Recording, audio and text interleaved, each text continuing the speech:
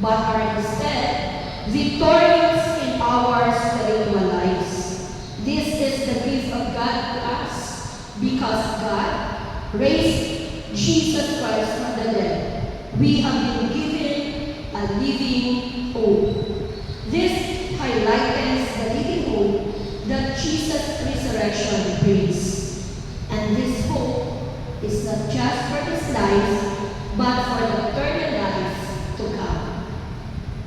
And also, the fruit of Christ's victory is salvation.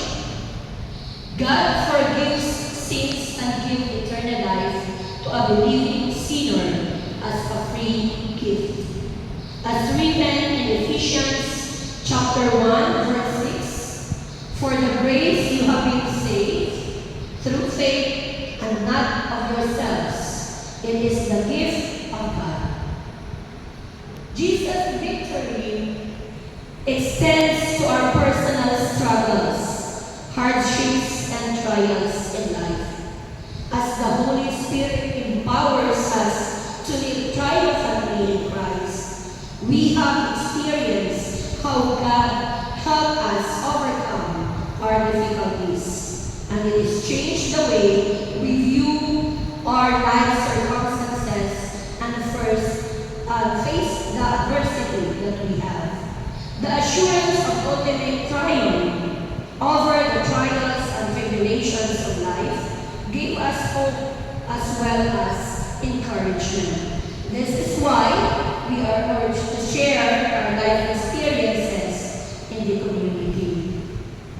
God is the source of victory, so we thank Him for making us winners through Jesus Christ. This gratitude expressed by St. Paul is significant.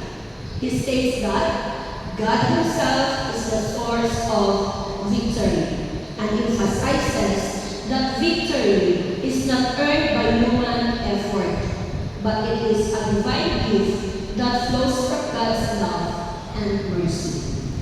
Our second Bible verse for tonight is based on Thessalonians chapter 5, verse 18. Give thanks in all circumstances, for this is God's will for you in Christ. This is why He tells us, thank God in all circumstances, because God deserves our full thanksgiving.